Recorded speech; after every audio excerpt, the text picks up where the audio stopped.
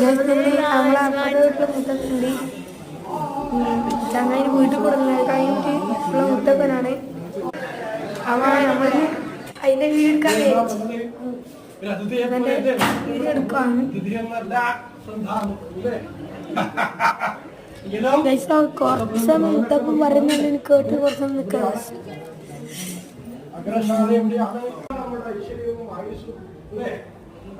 അന്നമയകോശം, മനോമയകോശം, പ്രാണമയകോശം, വിജ്ഞാനമയകോശം, ആനന്ദമയകോശം. ആനന്ദമായിരിക്കുന്ന അവസ്ഥയിലേക്ക് നമ്മളെ ചങ്ങായാങ്ക് ഒരു അന്തം മുന്തൂരാണ് നോക്കി നിൽക്കുന്നുണ്ട്.